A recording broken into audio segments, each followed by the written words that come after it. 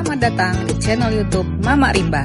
Kali ini saya dan teman-teman berkesempatan untuk hiking ke Gunung Papandayan di Garut, Jawa Barat.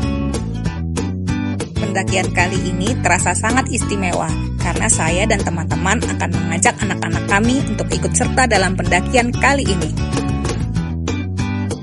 Ini akan menjadi pengalaman pertama mendaki gunung untuk anak bungsu saya, Mentari, yang baru berusia 4 tahun. Mau tahu keseruan kami mendaki bareng para bocil? Saksikan hanya di channel YouTube Mama Rimba. Enjoy the trip!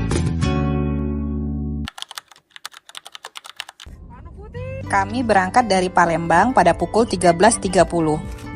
Ada saya dan anak saya, Mentari, serta Ayi dan Indah, juga ada Maulana sebagai supir kali ini. Sebelum menuju Gunung Papandayan di Garut, Jawa Barat, kami akan mampir dulu di Jakarta dan Bandung. Kami tiba di Pelabuhan Bakauni pada pukul 17.30. Dan syukurnya kami bisa langsung masuk kapal tanpa mengantri lagi. Kami merapat di Pelabuhan Merak pada pukul 19.45. Sebelum menuju apartemen tempat kami menginap malam ini, kami menyempatkan diri untuk makan malam. Hari selanjutnya, saya mengajak anak saya Mentari untuk berenang di kolam apartemen. Cuaca pagi ini sangat cerah. Nantinya selepas berenang dan sarapan, kami akan mengunjungi Pantai Indah Kapuk di Jakarta Utara. Kami tiba di kawasan wisata Lens and Speak 2 pada pukul 13. Dan langsung memilih salah satu restoran yang terletak di pinggir pantai untuk makan siang. Dari sini kita bisa melihat pemandangan laut yang sangat indah. Sembari menunggu waktu sore hari, kami menikmati makan siang kami dengan penuh sukacita. Momen seperti ini biasanya berisi banyak obrolan yang menyenangkan. Pada pukul 3 sore ketika matahari sudah mulai teduh, kami mulai menelusuri pantai. Pantai di sini sangat cantik sekali dan juga bersih. Keesokan harinya, kami meluncur ke kota Bandung. Di Bandung rencananya kami akan wisata kuliner bersama teman kami, Ami dan Ika. Dibutuhkan waktu 2 jam untuk sampai ke kota Bandung dari Jakarta. Tujuan pertama kami sesampainya di sini adalah makan siang di Ayam Goreng Eka Sari. Tempat ini sangat viral di medsos, lihat saja antriannya. Kami harus menunggu lama untuk mendapatkan tempat duduk. Syukurnya perjuangan kami untuk mengantri di sini tidak sia-sia, makanannya enak semua. Setelah puas berwisata di kota Bandung, pada pukul 17.30 kami meluncur ke kota Garut. Dibutuhkan waktu 3 jam untuk sampai ke homestay kami. Kami tiba di ADK Homestay Papandayan pada pukul 20.30. Kami memilih tipe villa 2 lantai dengan halaman yang cukup luas. Setelah menyantap makan malam dan bersih-bersih diri, kami pun beristirahat. Besok pagi kami akan mendaki Gunung Papandayan. Hari pendakian, pada pukul 5:15 saya bangun. Ternyata dari homestay kami terlihat sangat jelas Gunung Papandayan dan Gunung Cikuray. Selagi menunggu para bocil bangun, saya menyiapkan sarapan. Dan bagian tersulit pun tiba, yaitu membangunkan para bocil. Ayo bangun, kita mau naik gunung. Keempat bocil ini adalah anaknya Ami. Ada Cantiki, Gladys, Balkis, dan Jati. Bangun, tinggal ya. Tinggal. Setelah selesai urusan dengan perbocilan dan barang-barang, kami pun makan pagi bersama. Halo, makan apa? Makan pisang. Oh iya, kali ini Ayi, Ika, dan Ami ditemani suaminya. Dan ada satu bocil lagi, yaitu anaknya Ika, Zayed. Pada pukul 8:15, kami berangkat menuju Gunung Papandayan. Dari homestay kami menuju pos registrasi Papandayan dibutuhkan waktu sekitar 25 menit menggunakan mobil. Sekedar informasi, Gunung Papandayan adalah salah satu gunung api aktif yang masih menjadi favorit para pendaki. Alasannya, gunung yang memiliki ketinggian 2.667 mdpl ini memiliki pemandangan kawah, hutan mati, dan padang edelweiss yang sangat cantik. Selain itu, gunung ini juga menawarkan jalur pendakian yang relatif mudah dan aman untuk pemula. Sesampainya di pos registrasi, kami membayar tiket masuk. Harga tiket masuknya sendiri sebesar 40.000 per orang dan anak-anak di bawah 5 tahun gratis. Selain itu ada tambahan biaya parkir untuk mobil sebesar Rp30.000. Dari pos registrasi ini tidak membutuhkan waktu lama untuk sampai ke tempat parkir mobil. Terlihat tempat parkir sudah dipenuhi dengan kendaraan roda 4 ataupun roda 2. Tidak heran kami datang ke sini bertepatan dengan weekend. Sudah tentu tempat ini akan dipadati dengan banyak wisatawan. Mengingat Gunung Papandayan bukan hanya untuk mendaki, tapi bisa dijadikan tempat wisata keluarga. Pokoknya Kita di mana, Yet? Papandayan. Halo. Kita mau naik Gunung Papandayan. Ayi. Start jam berapa ini? Jam 9 kurang 12. Ika. Zayan.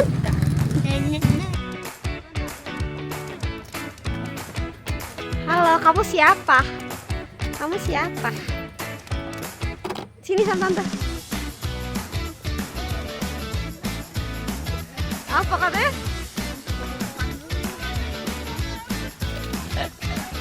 Kenapa, Yet? Udah belum? Sebelum memulai hiking, kami tidak lupa mengambil foto bersama. Bayangkan, untuk mengambil foto bersama bocil begini saja sudah menguras energi. Padahal ini belum sama sekali mulai hiking. Oh ya, bagi yang baru mengikuti vlog saya di Gunung Papandayan ini, sekedar informasi, saya, Ika, Ai, dan Ami adalah teman sedari SMA. Kami mendadak punya ide untuk mendaki gunung bersama, dan ini adalah pendakian ketiga kami setelah sebelumnya di Gunung Kaba, Bengkulu, serta Gunung Gede, Jawa Barat. Nampak para bocil walaupun riweh, tetap antusias. Ini namanya Jati yang kekeh mau pegang tongkat mendaki sendiri. Dan Mentari yang memakai topi Jati karena Jati menolak untuk memakainya. Ternyata parkir mobil ini merupakan pos 3. Kami tidak sadar bagaimana melewati 2 pos sebelumnya. Welcome to Papandayan. Kita udah tiba di gerbang titik start pendakian. Rame banget. Oh iya, kami tidak lupa berdoa bersama sebelum memulai hiking. Karena walaupun Gunung Papandayan ini merupakan tempat wisata keluarga, tetap akan ada risiko yang berbahaya. Oleh karena itulah, kami tetap memohon perlindungan kepada Allah. Papandayan. Dan perjalanan hiking pun dimulai. Di sini kami berasa bahwa hiking kali ini seperti field trip anak TK. Hehehe. Oh, udah rempong dan gawe bener bawa-bawaan tadi. Di awal-awal pendakian, kita akan disambut jalur aspal yang tidak begitu menanjak.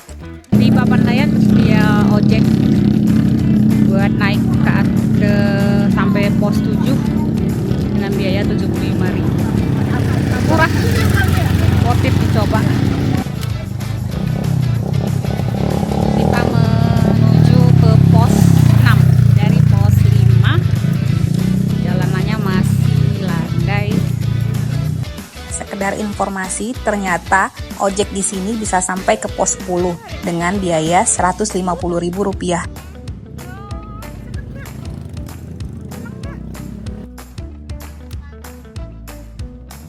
Oh iya, walaupun Gunung Papandayan memiliki ketinggian 2.667 mdpl, tapi untuk saat ini pendakian tidak bisa sampai ke puncak. Dikarenakan bahaya letusan vulkanik dari kawah, serta daerah puncak merupakan daerah yang rawan longsor. Oleh karena itu, demi keselamatan para pendaki, pendakian hanya boleh sampai ke hutan mati. Dari jalur aspal, jalur berubah menjadi tanah berbatu. Dan di pinggir jalur ada air yang mengalir di sela-sela batu. Dari kejauhan terlihat asap yang keluar dari kawah. Di tengah pendakian masih terdapat pos ojek jikalau pendaki tidak kuat lagi mendaki dan ingin menggunakan jasa ojek. Dan dari sini sudah tercium bau belerang yang sangat menyengat. Tiba di pos 6 rame banget. Tiba di pos 6, suasana masih tampak ramai dengan wisatawan. Dari sini jalur berubah menjadi tangga yang berbatu. Satu karakteristik yang membedakan Gunung Papandayan dengan gunung lainnya adalah kalau gunung lainnya kita harus menempuh perjalanan jauh dulu untuk sampai ke kawah, sedangkan di Gunung Papandayan kita langsung disambut dengan kawahnya di awal Kita sudah pendakian. tiba di area kawah Papandayan.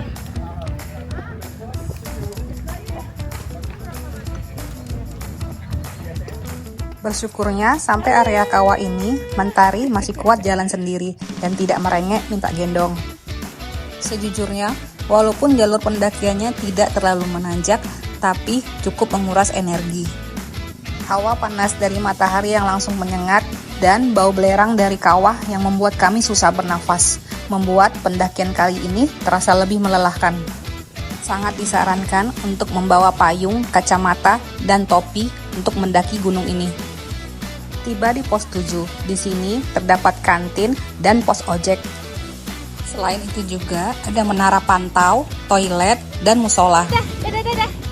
Dadah. Selang beberapa waktu, kami melanjutkan pendakian.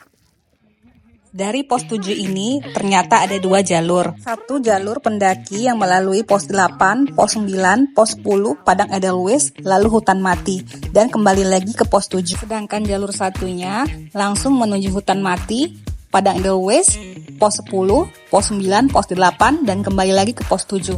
Namun biasanya, jalur titian tangga menuju hutan mati ini hanya diperuntukkan untuk wisatawan yang mau menuju kawah. Dan jalur pendaki sedikit lebih memutar tapi tertutup dengan banyak pepohonan. Yeh, mana permennya Yeh? Iya, dulu nggak kelihatan. Wait, ya ampun, lucu banget.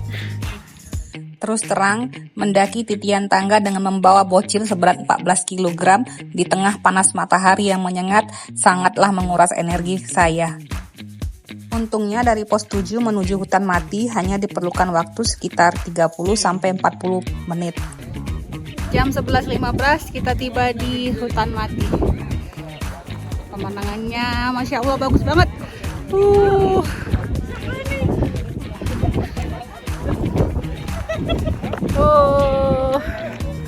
Adek, dadah. Ya, bagaimana rasanya? Rasanya kayak beng-beng. Beng-beng. Capek enggak? Enggak, wah. Capek dikit, keren banget, Jayet. Dinamakan kawasan hutan mati itu karena di sini dulunya banyak pepohonan yang karena letusan vulkanik dari kawah membuat hutan ini tidak lagi tumbuh. Kami menunggu keluarga Ami yang tertinggal di belakang cukup lama di sini. Sayangnya kami tiba di sini tepat di mana matahari berada di atas kami dan di sini tidak ada tempat teduh sama sekali. 1 jam berlalu, hawa panas dari matahari semakin menyengat dan perut kami terasa keroncongan. Membuat kami memutuskan untuk meneruskan pendakian tanpa menunggu keluarga Ami lagi. Dari sini, jalur berubah menjadi landai dan tidak menanjak sama sekali. Mentari yang tadinya minta gendong menuju hutan mati, kini mau berjalan sendiri. Walaupun ada adegan tergelincir sedikit. Hehehe.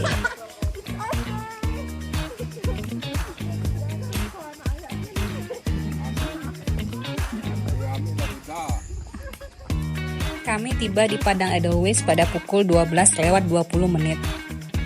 Padang Edelweiss ini merupakan salah satu spot favorit para pendaki untuk berfoto.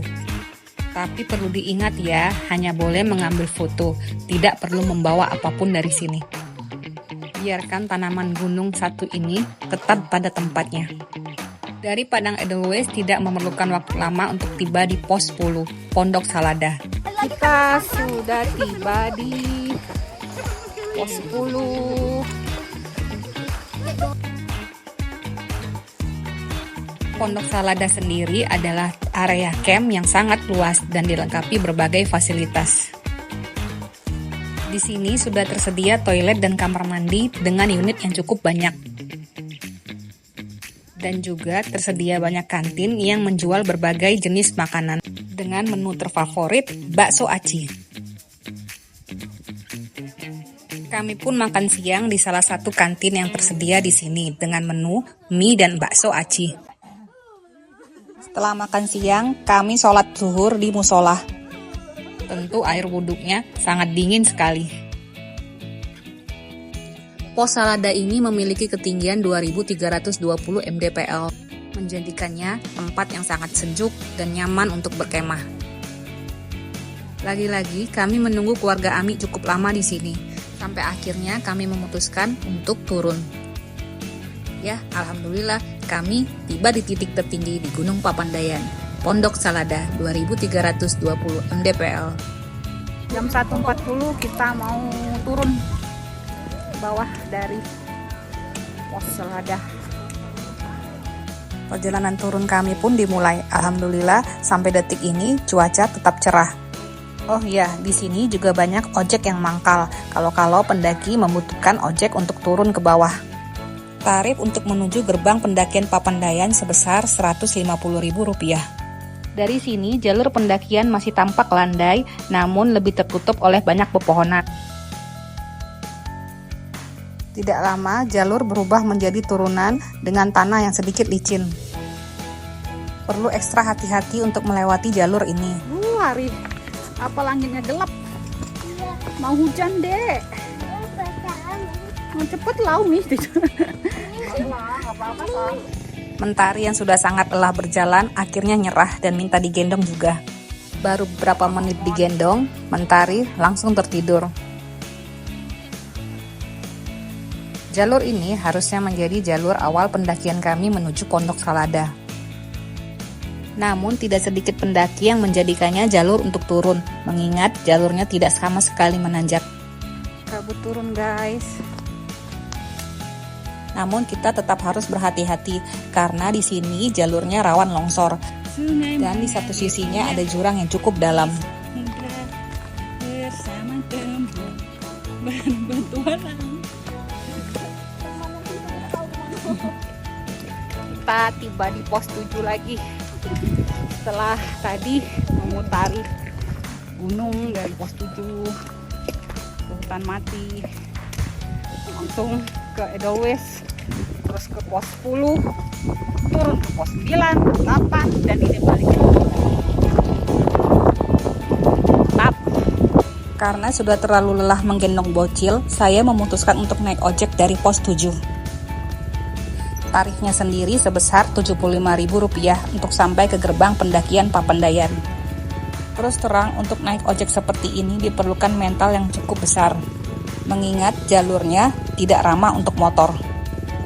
Saya hanya bisa berharap pengendara motor saya bisa cukup ahli untuk membawa saya sampai ke titik teraman. Ini adalah pengalaman kedua saya naik ojek gunung setelah dari Gunung Gede. Terus terang, ini tidak semengerikan di Gunung Gede. Namun, karena saya sambil menggendong bocil, saya harus tetap waspada. Dari pos 7, hanya dibutuhkan waktu kurang dari 10 menit untuk tiba di gerbang pendakian Papandayan. Dan ketika jalurnya berubah menjadi aspal, saya sangat bersyukur sekali. Tepat pukul 15, saya tiba kembali di gerbang Papandayan. Saya harus menunggu anggota tim lain yang memutuskan untuk berjalan kaki. 30 menit berlalu, satu persatu anggota dari tim kami tiba di tempat parkir. Dan ternyata keluarga Ami hanya sampai pos 7 dan harus putar balik dikarenakan anak-anaknya yang rewel. Ya, resiko bawa bocil ya gitu deh, hehehe. Tidak lupa kami mengambil konten dan foto di taman bunga yang sangat cantik sekali. Alhamdulillah, walaupun tidak semuanya dari kami mampu menyelesaikan hiking ini, kami tetap bersyukur karena kami bisa kembali dengan keadaan sehat dan selamat. Sebelum kembali ke Jakarta, kami memutuskan untuk makan terlebih dahulu. Restoran Domba House Lasmi Ningrat yang terletak di kota Garut ini menjadi pilihan kami. Sesuai namanya, restoran ini terkenal dengan masakan daging dombanya. Kami pun harus berpisah di sini dengan Ami dan Ika. Ya, begitulah cerita pendakian kami kali ini. Walaupun singkat, tetap membawa banyak kenangan indah untuk kami, terutama untuk anak-anak. Jika ada yang bertanya, untuk apa membawa anak-anak melakukan aktivitas berbahaya seperti naik gunung, maka saya akan menjawab. Alam liar memang mengandung banyak bahaya, tapi bukan berarti tidak aman untuk anak-anak. Selagi kita orang dewasa mampu melindungi mereka, membuat mereka tetap merasa nyaman, serta membekali mereka dengan peralatan yang mumpuni, naik gunung akan menjadi aktivitas yang menyenangkan untuk anak-anak. Selain itu, naik gunung bisa meningkatkan kemampuan sensorik dan motorik dari anak, membuat anak menjadi lebih cerdas dan kreatif, dan yang paling penting, anak menjadi lebih sehat. Tapi perlu diingat, sebelum mengajak anak-anak naik gunung, ada baiknya kita mengenalkan aktivitas di alam terbuka yang lebih ringan dulu. Seperti berkebun dan memancing, atau berkemah di sekitaran taman. Dan jika anak-anak tidak nyaman untuk naik gunung, jangan dipaksa ya, takutnya menjadi trauma sendiri untuk mereka. Semoga kita mampu menjadi orang tua yang lebih bijak dan tidak mementingkan ego sendiri. Terima kasih karena telah menemani kami dalam perjalanan kali ini. Saksikan terus cerita pendakian kami ya, hanya di channel YouTube Mama Rimba. Bye-bye!